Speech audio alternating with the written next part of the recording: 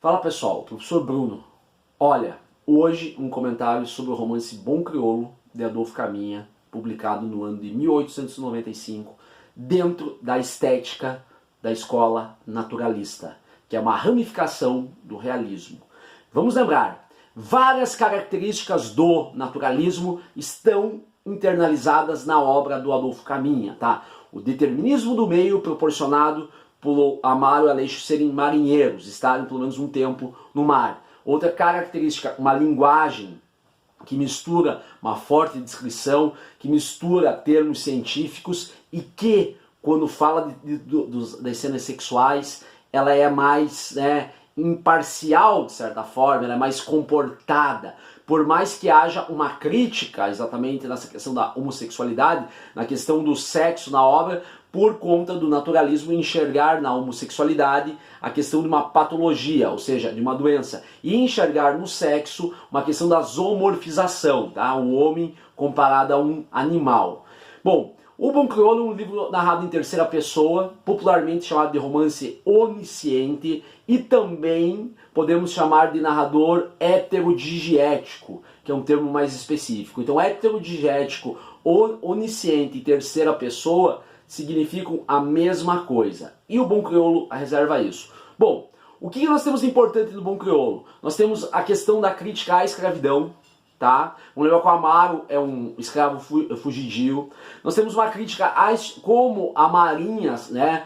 Os marinheiros eram tratados muitas vezes, né? Ficavam muito tempo em alto mar, mas assim, o que eles sofriam, eles apanhavam muito, eram chicoteados, eram humilhados, esse tipo de questão.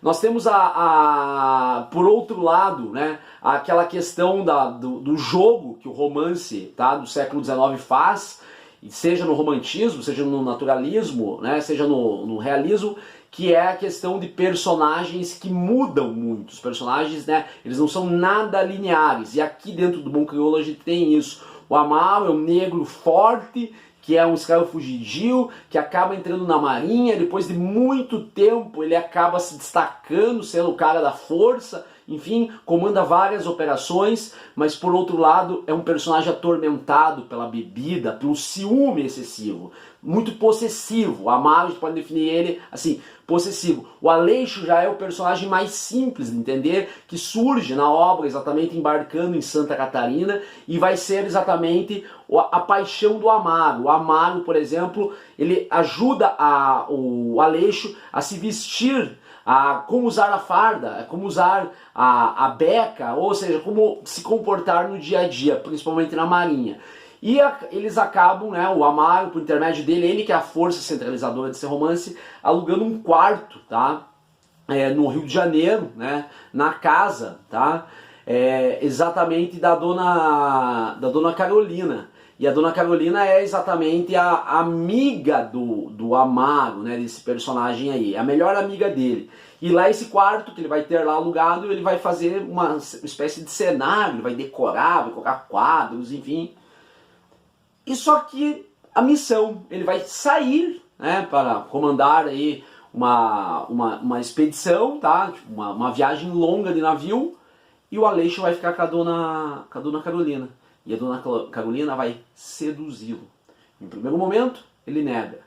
Num segundo, num terceiro, num quarto, em outros momentos, ele vai gostar. E ele vai ser uma espécie de viciado em sexo.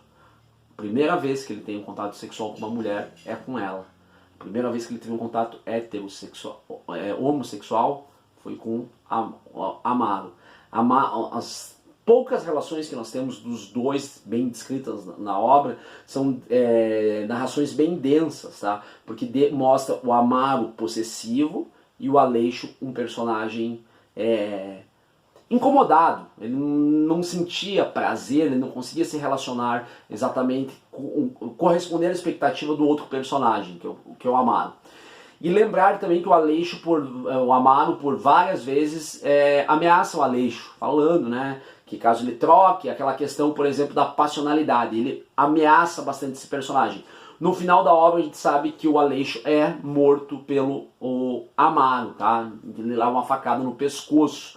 Então, assim, é um final trágico, exatamente de uma obra naturalista, como é comum em outras obras. Então, assim, entender o Bom Crioulo como uma obra que foi, pela temática, altamente polêmica, né, ali no finalzinho do século XIX, 1895, mas que tem toda essa questão dos personagens, mas tem todo um pano de fundo sobre escravidão, sobre a questão de como a marinha tratava os marinheiros. São coisas interessantes para vocês pensarem em relação a esta obra, tá? Essa obra se passa, né, as ações, tipo, dos dois se passam no Rio de Janeiro, então é uma característica desse tipo de coisa aí, beleza? Então essa foi a dica aí do romance Bom Crioulo de Adolfo Caminha para a prova da Unicentro e tantas outras provas que exigem a leitura desse romance naturalista. Até mais!